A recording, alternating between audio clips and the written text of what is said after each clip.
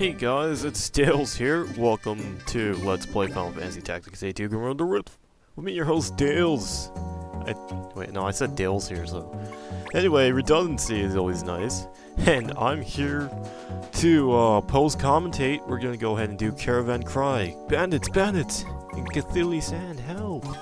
Stuff like that. Anyway, this is a continuation of Dual Horn Quest Saga Chain arc. Story plot. And we got a bunch of things happening, and apparently I forgot to go to the other continent before doing this, but I do speed up, and speeding up is great. And we can go to Florgus, and we have to go to Cthulhu Sands, which is a desert in this continent, so we can just we can do our thing there. And there is a quest, Caravan Cry. Urgent request from Gribb's Caravan.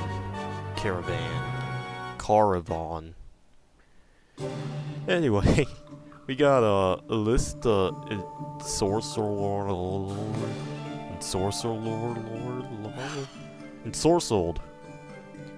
We have to protect her and defeat all the enemies, but she's okay by herself, so you don't really need to bother her too much. Because this is post-commentary, I kind of know what's going to happen, but apparently I need to change his stuff to Time Mage, give him the fire thing, and he can have Hastiga as much as he wants. And I think I give him Black Magic, or Illusion, it's either one of the two. But I give him Black Magic later, so it's it's either that, or... It doesn't matter, it goes back to Black Magic later. Anyway... Did I even change his equipment? No, then what's the point of giving him Time Mage? Unless he already has it equipped and Illusionist can use it too. And what's happening? I'm just shuffling through the units trying to find someone nice to talk to. Elise? Anyway, it's Grolius. Grolius is a nice looking juggler dude, juggling all of his stuff, and Dilly's here, and he's ready to rock everybody's socks. I don't think he really does too much, because he doesn't have the ninja tabi. I really need to get more of those, because it's pretty much one of the best accessories you can have for your team ever. Anyway, Patrice is here being a Spellblade, not really doing many Spellblade things. Spellblades are pretty decent at what they do, but they're mostly used for blood price. We got Phonies here, classic Master Monk, White Monk settings. Pretty damn efficient at what it does, pummeling and cross-countering. Ooh, at least the caravan got away. Fine, nerve you've got getting in our way. So apparently she saved the caravan, and now we have to save her. Yes it is, Grolius. She saved the caravan, Kupopo. Oh, I don't want any preferential treatment from the likes of you. I'm Allison Sorsold, and she likes being debuffed. It doesn't really actually give her any buffs, she just yeah, she just debuffs herself for fun. Actually, there might be some data that actually buffs her, but I'm not really sure. I'm gonna lean on the side that says that it doesn't actually really do anything. She may be one of 4 bosses, but I doubt she can handle all of them. And here I was like, heh, Phonies could handle all of them, and then I realized he probably couldn't. Because, you know, just sheer numbers is ridiculous. The King's is singular. Yeah, anyway, he's gonna Molotov Cocktail, and that's not gonna be fun for us because it misses. And that didn't really do anything. And Phonies is gonna go ahead and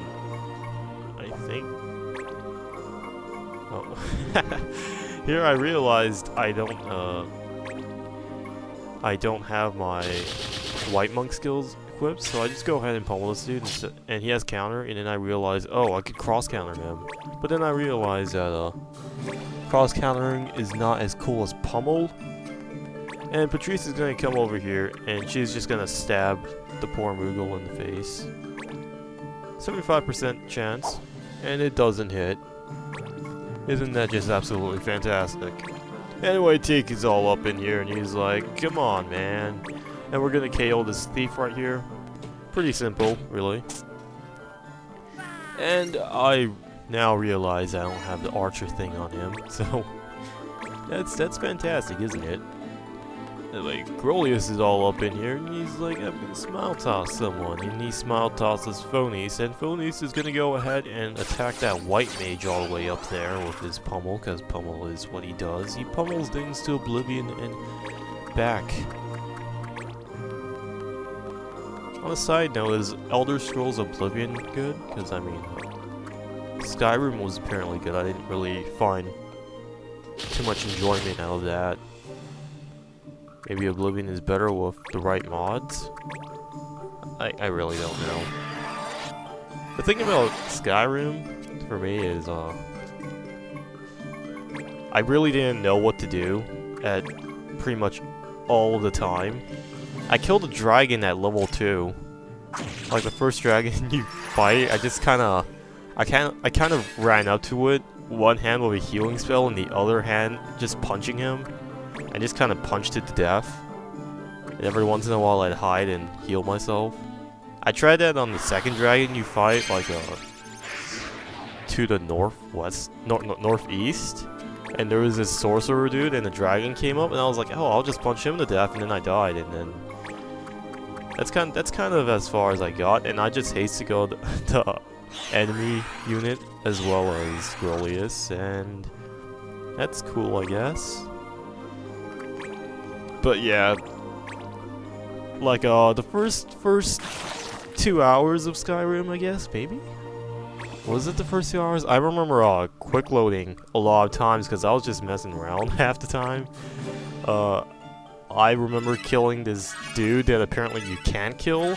So when I did finish killing him, I was like, why isn't this dude dead? He's just kind of lying there. And then I was like, oh, you can't kill him. That's dumb. So that took like 20 minutes, maybe.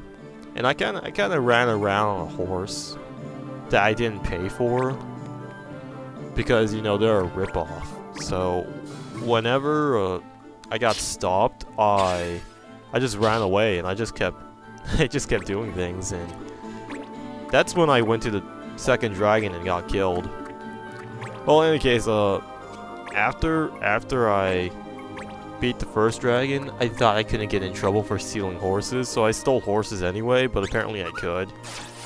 And I'm just kind of rambling about Skyrim at this point because all of this is pretty much cut and paste, cookie cutter thingamajigs. We're just gonna go ahead and pummel things. I don't know why I keep looking through things when I should really only be pummeling. Wait, why did I just regular attack? Maybe I thought it was enough? I really don't know. I can use Ultima next turn.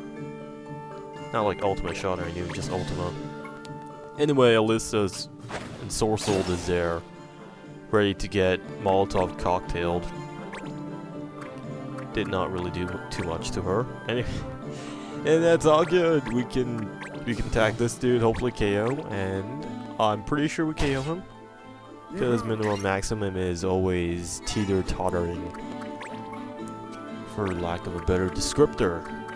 Come on. Minimum maximum is ridiculous in this.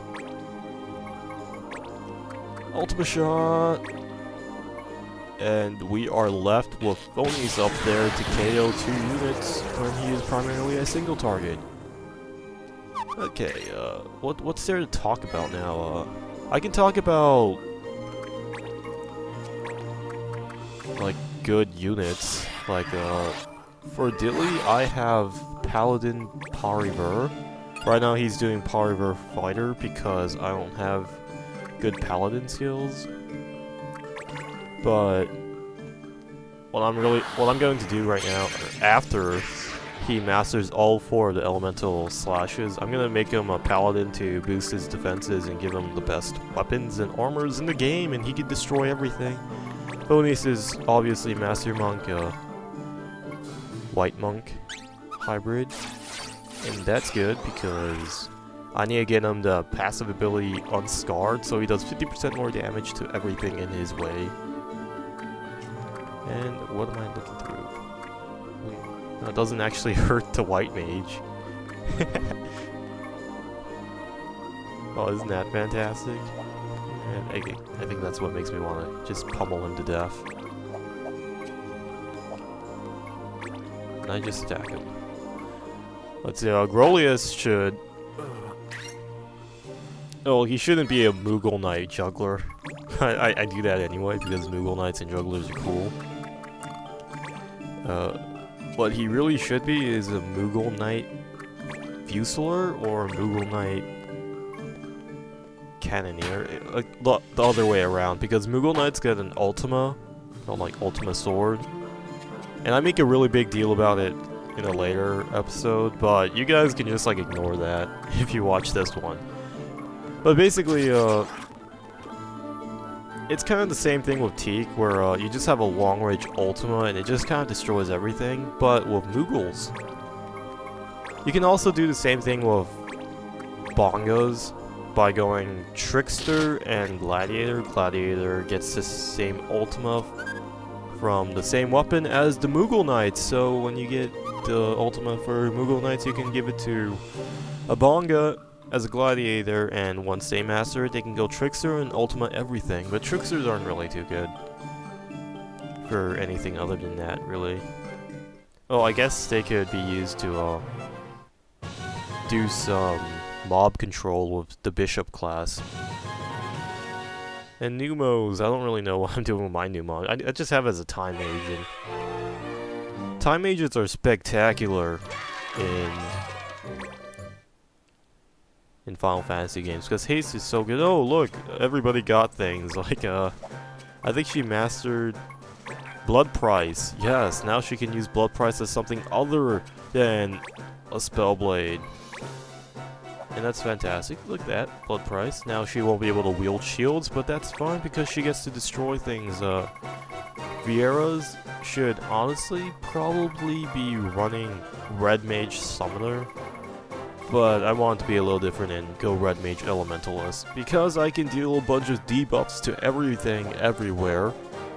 And for Vaughn, what I have him do is, it's an extremely gimmicky set where he's trying to steal things, and that will power up his Life of Crime ability from the Piracy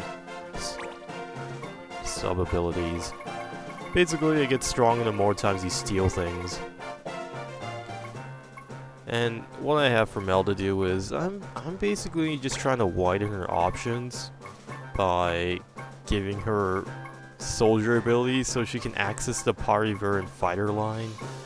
But apparently mastering 2 soldier abilities isn't enough, so she needs to master a little bit more. And I was like, man, blah!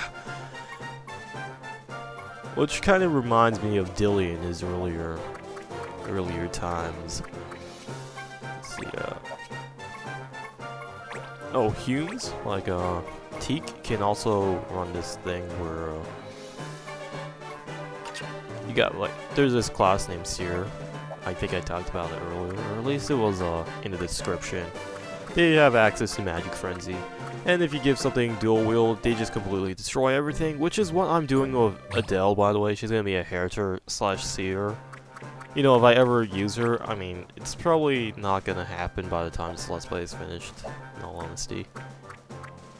But I might do something as a post-game thing, and I could actually just kind of end the video here, but apparently I decide not to. I don't know what I'm doing. I'm going back to the unit menu. What is wrong with playing this game, me? Oh yeah, I was like, hey, you, Pinello, you're like one of the most useless units there. You're only really there because you have a unique unique sprite. But, you know, at least Vaughn, I give him something to do. He steals things. I'm not sure if Life of Crime works for every successful one or every time you use it. I'm leaning towards successful. And look, we got something. We wanted clan member, and I don't look at him because he's already level 30, and unless he's a specific class like fighter or something, then yeah. Okay, let's see. What do I do? Oh, I get her a weapon. And this is when I realize I don't have the weapon I want for her.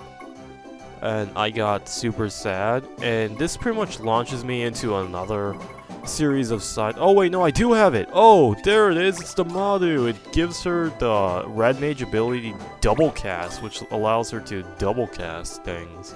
In case you didn't know, it basically lets her use 2 magics. So I'm gonna be able to spam elemental magics or AOE spells, and that will be it for this episode. I hope you enjoyed this post commentary. Goodbye.